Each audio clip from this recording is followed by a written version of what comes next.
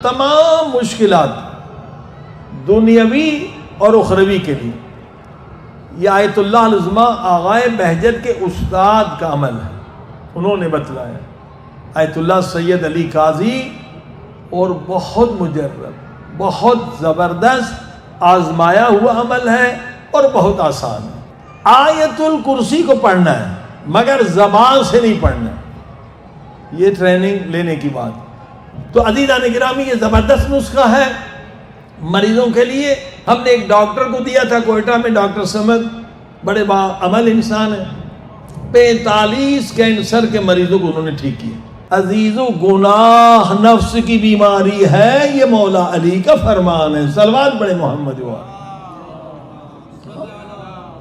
جتنے گناہ ہیں مولا علی فرماتے یہ نفس کی بیماریاں ہیں گناہ، لہذا اسلام کیا کہتا ہے؟ بیمار سے محبت کرو، بیماری سے نفرت کرو، گناہ سے نفرت کرو، مگر وہ بیچارہ مریض ہے اس کے لیے دعا کرو۔ صلوات پڑھ دے محمد وآل محمد۔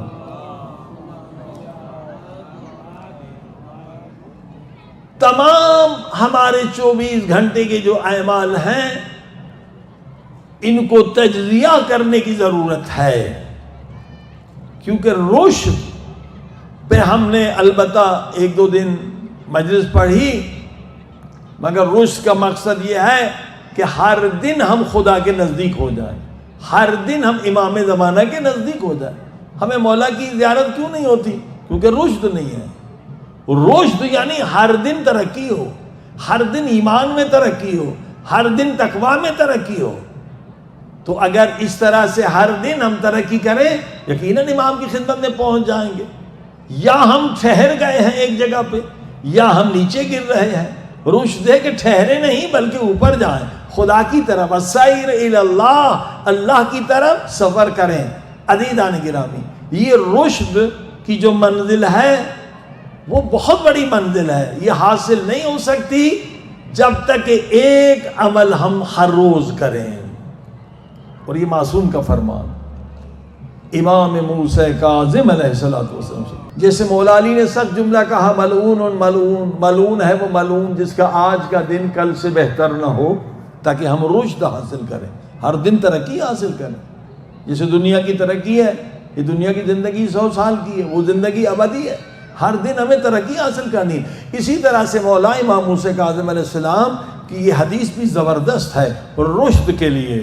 فرمایا لیس منا من لا یحاسب نفسہ فی کل یوم، وہ ہمارا شیعہ نہیں ہے، وہ ہمارا عاشق نہیں ہے، وہ حقیقی مومن نہیں ہے جس کے 24 گھنٹے گزر جائیں اور حساب نہ کرے، محاسبہ نہ کرے کہ آج آنکھوں سے میں نے کتنے گناہ کیے اور کتنی نیکیاں کی، آج زبان سے میں نے کتنے اچھے اعمال کیے اور کتنے برے اعمال کیے، ہاتھ سے میں نے کیا کیا، پاؤں سے میں نے کیا کیا، کانوں سے میں نے کیا کیا، شکم سے میں نے کیا کیا، اعضاء نکاح سے میں نے کوئی گناہ تو نہیں کیا۔ 7 اعضاء کا جو ہر روز حساب نہ کرے وہ ہمارا شیعہ نہیں ہے۔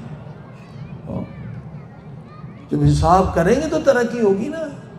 ایک چھوٹی دکان ہے اس کا بھی ہم حساب کرتے ہیں، بچوں کی پڑھائی اس کا بھی حساب کرتے ہیں، لائٹ کا بل ہے اس کا بھی حساب کرتے ہیں، گیس کا بل ہے اس کا بھی حساب۔ اگر ہمارے پاس حساب کتاب نہیں تو اپنے اعمال کا نہیں ہے۔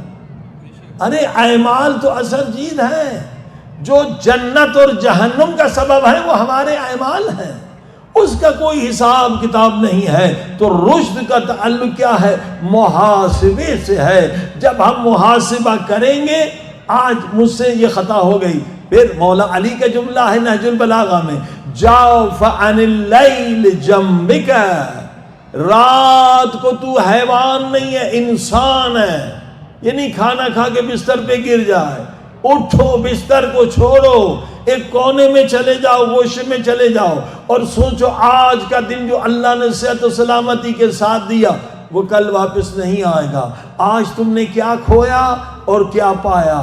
اگر تم نے نیک اعمال زیادہ کیے ہیں تو شکر کا سجدہ ادا کرو، دعا کرو اللہ آنے والا دن اس سے بہتر نصیب کرے اور اچھے اعمال کروں. اگر گناہ کیے ہیں تو مولا علی فرماتے گناہ جہنم کی آگ ہے. اگر تمہارے گھر میں آگ لگ جائے کیا تو سو سکتا ہے؟ نہیں سو سکتا جب تک کہ اس آگ کو بجھا نہ دے. محاسبہ یہ ہے، مولا علی فرماتے ہیں جو آج دن کے گناہ کیے ہیں ان پہ آنسو بہا. اگر آنسو نہیں بہا سکتا ہے اپنا سر پیٹ، یعنی ندامت کی حالت پیدا کر اور توبہ کی حالت پیدا کر. اے خدا میں نے برا کیا، اے میرے اللہ میں نے برا کیا، مجھے بخش دے، مجھے بخش دے، مجھے توفیق دے کہ یہ کام دوبارہ نہ کروں. عزیز و محاسبے کے بغیر رشد کا پلر نہیں بن سکتا. محاسبہ ہمارے زندگیوں میں لازمی ہے تاکہ ہم ترقی کریں، ہر دن اللہ کی طرف بڑھیں. ہمارے استاد حضرت آیت اللہ العظمیٰ آغا مظاہری فرماتے ہیں کہ دیکھیے دو چیزیں شادی کرنے کے بعد، یا بیوی اچھی ملے گی تو آپ شکر کریں، یا بیوی بری ملے گی تو آپ صبر کریں. تو صبر آدھا ایمان ہے اور شکر آدھا ایمان ہے. صلوات پڑھیے محمد وآل محمد. 50% ایمان صبر ہے، 50% شکر ہے. لیکن یہ عمل زبردست ہے. آیت الکرسی کو پڑھنا ہے مگر زبان سے نہیں پڑھنا. یہ ٹریننگ لینے کی بات. زبان پہ انگلی رکھنی ہے، خیال سے پڑھنا ہے. کیونکہ پانچواں جو پلر ہے عقل کا وہ ہے خیال پہ کنٹرول، کہ گناہ کا خیال بھی نہ کرو. حضرت عیسیٰ کہتے ہیں میں یہ نہیں کہتا ہوں کہ زنا نہ کرو، بلکہ میں یہ کہتا ہوں زنا کا خیال بھی نہ کرو. تو جو فرمائی تو یہ خیال پہ کنٹرول. خیال پہ کنٹرول انشاءاللہ کل تفصیل سے بتائیں گے. جو پانچواں پلر ہے عقل کا وہ ہے خیال پہ کنٹرول. ایمان ہے ساتوں اعضاء پہ کنٹرول، زبان پہ کنٹرول، ہاتھ پہ کنٹرول، پاؤں پہ، کان پر. یہ ساتوں اعضاء سے گناہ سے بچائیں تو آپ مومن ہیں. مگر جو بلند درجہ ہے مقام یقین کا یا تقویٰ کا، وہاں پانچواں پلر جو عقل کا ہے وہ ہے خیال پہ کنٹرول. اب استاد حضرت آیت اللہ عظمیٰ آغا بہجت کے فرماتے ہیں زبان پہ انگلی رکھ کے آیت الکرسی پڑھ کے دکھاؤ. آپ کوشش کریں، آپ بیٹھے فارغ، زبان سے پڑھیں گے تو مجلس ڈسٹرب ہوگی نا. آپ خیال سے پڑھیں. صلوات پڑھی محمد وآل محمد. فارغ بیٹھے ہو شروع کرو. یہ بات انگلی رکھیں زبان پہ، خیال سے پڑھیں. اللہ لا الہ الا ہو الحی القیوم لا تأخذہ سنۃ ولا نوم لہ ما فی السماوات وما فی الارض من ذا الذی یشفع عندہ الا بإذنہ. جب اس جملے پر آ جائیں من ذا الذی یشفع تو نام لے اپنی بیوی کا. اگر بیوی بد اخلاق ہے یا شوہر بد اخلاق ہے تو بیوی نام لے کہ یشفع، اے خدا میرے مریض شوہر کو شفاعت دے. صلوات پڑھتے محمد وآل محمد. من ذا الذی یشفع، یہاں پہ نام لے مریض کا. ضروری نہیں کہ میاں بیوی، کوئی اور بھی مریض ہو، چاہے جسمانی مریض ہو چاہے روحانی مریض ہو، تمام امراض کے لیے فرماتے یہ جو نسخہ ہے مجرب ہے، تجربے سے ثابت ہے. زبان سے نہیں پڑھنا ہے، خیال سے پڑھنا ہے. پہلے 5 صلوات پڑھنی ہے اور پھر انشاءاللہ 11 مرتبہ آیت الکرسی خیال سے پڑھنا ہے. یشفع من ذا الذی یشفع، مریض کا نام لینا ہے تو انشاءاللہ اس مریضہ یا مریض کو شفا ملے گی. صلوات پڑھی محمد والے.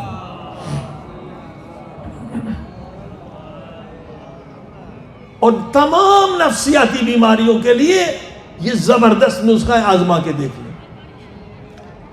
میں نے بارہا کہا کہ قرآن معجزہ ہے. اگر ہمارے علماء سے درخواست ہے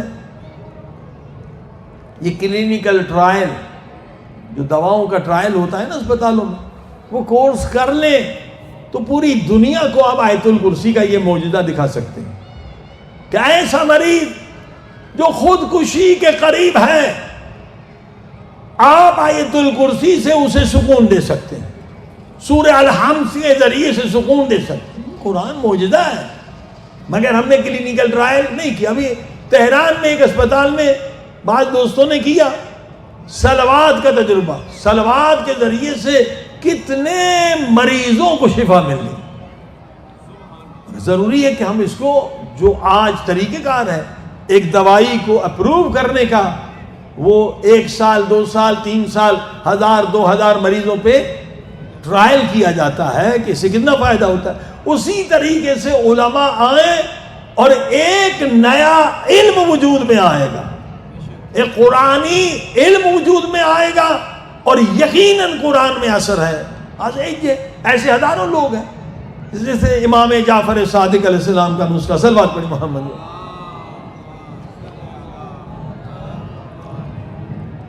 ہم نے ایک ڈاکٹر کو دیا تھا کوئٹہ میں، ڈاکٹر سمد، بڑے باعمل انسان ہیں، 45 کینسر کے مریضوں کو انہوں نے ٹھیک کیا۔